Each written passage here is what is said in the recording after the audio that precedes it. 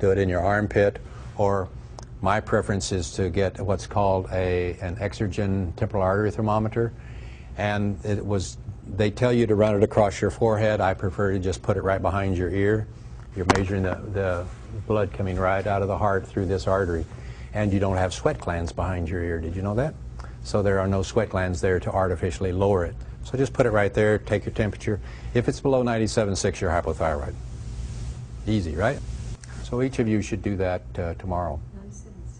Yeah, it's basically a degree less than what it should be in the middle of the day. 98.6 is normal in the middle of the day. If it's below 97.6 when you first wake up, you're hypothyroid. The normal range is 97.6 to 98.2. So if you wake up in the morning and it's above 98.2, then you should check your temperature again a week or so later, because you may just have a little fever that was artificially bringing it up. But if you're tired all the time and have all the symptoms I was talking about all low, and or all your voltages are low, you need to be measuring your temperature. Now, when you're hypothyroid, your body makes a goo called mucin. And mucin is a little bit like clear Karo syrup. So your body begins to fill up with mucin. And so all of a sudden, you say, boy, I'm getting fatter all the time, and there's nothing, I just can't get rid of all this fat. Well, oftentimes it's not fat, it's mucin. One of the ways to know is if you should be, you know how you can pinch your skin like this on your wrist?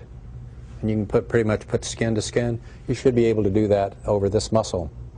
And if you have significant bulk between your fingers over that muscle, that's mucin.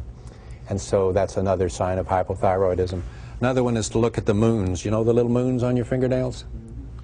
Those moons are showing you both thyroid and adrenals. If you don't have any moons, both your thyroid and your adrenals are shot. Okay?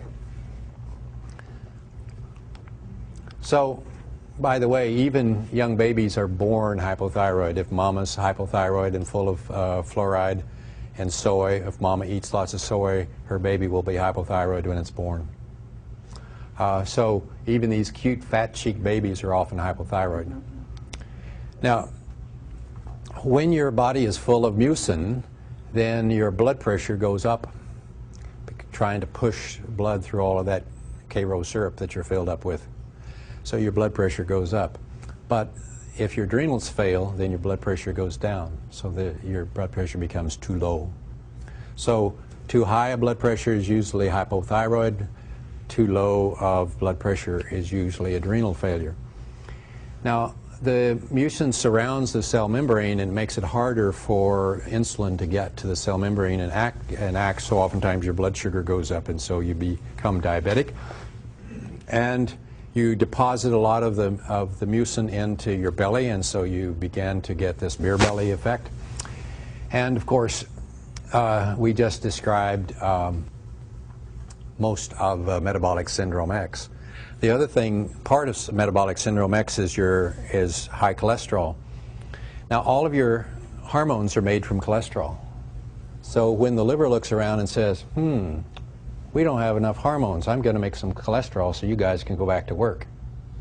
So a high cholesterol is simply a symptom of you having inadequate hormones. Did you know that? And the main reason you have inadequate hormones is that you don't have thyroid, because your endocrine system can't function if your thyroid's not working. And of course, if you're also consuming soy, and if also your body's full of mercury, then your endocrine glands won't work, and you can't have enough, they can't make hormones, and so your cholesterol continues to be elevated. So an elevated cholesterol is simply a response of the liver whenever you don't have enough hormones. Okay, so when you're hypothyroid, you feel like you need a little spark, and that's why Starbucks is so popular. People can't get going in the morning without their caffeine fix and sugar fix, and that's why so many of our kids are, and even our adults, are drinking these so-called power drinks, or whatever you call them, these kind of Red Bull kind of things that are causing our kids to have seizures and kidney failure and other problems, because they're consuming such huge amounts of caffeine and sugar. Okay, so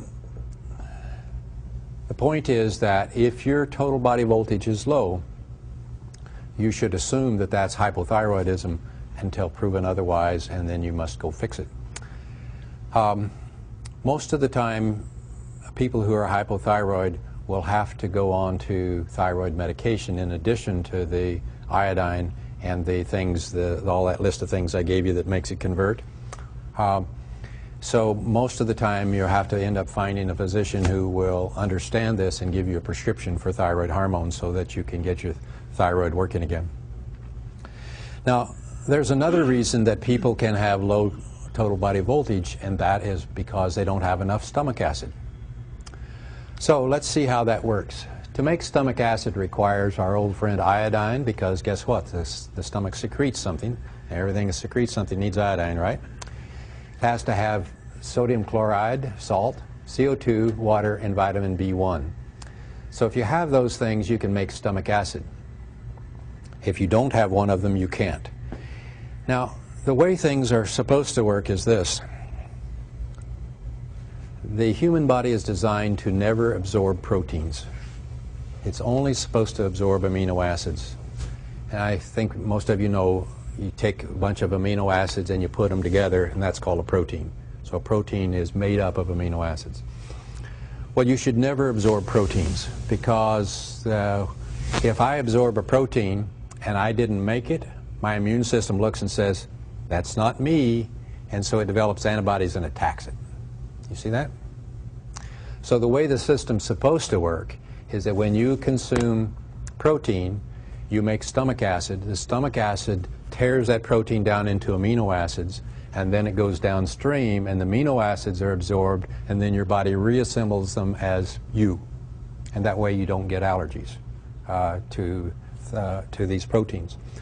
But if you don't have stomach acid, when the proteins go downstream and not be digested, and then they're absorbed, then the body builds antibodies, and then you are allergic to the things that you regularly eat. So every time you eat and you absorb some of these proteins, you have a mini flu shortly after your meal, because your immune system's attacking those proteins you just ate. You see that? So most of the allergies people have are because they didn't have stomach acid. But there's another problem with not having stomach acid. When you make stomach acid, the wall of the stomach puts hydrochloric acid into the stomach and puts sodium bicarbonate out into the blood. Sodium bicarbonate, of course, is an electron donor. Hydrochloric acid is an electron stealer. So basically, we put electrons out into the bloodstream every time we make stomach acid. The stomach generally gets down to a pH of about 2 if things are working correctly. And then it comes on downstream, and then once this pH of 2 stuff starts pouring into the small intestine, it has to quickly neutralize it, because the small intestine is not going to put up with that kind of acid, is it? And so the pancreas quickly puts sodium bicarbonate into the small intestine to neutralize that stomach acid coming down. Well, in order to put bicarbonate into the gut, it has to put hydrochloric acid back into the blood.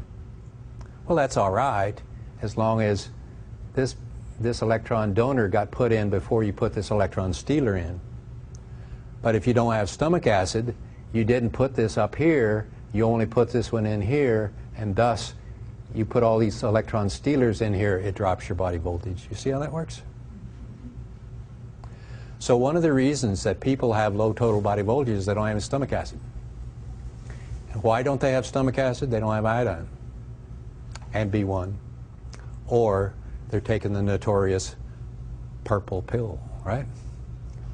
Prilosec or Zantac or whatever, right? Those things are terrible because they are causing you to become allergic to your foods. They're causing you to have all of this immune response every time you eat, and they're making your total body voltage drop. Did I explain that well enough? So it's very, very important for you to have adequate stomach acid. So while you're building up your body, restoring the iodine, and being sure you have enough B1, you need to be taking a pill called betaine, B-E-T-A-I-N-E.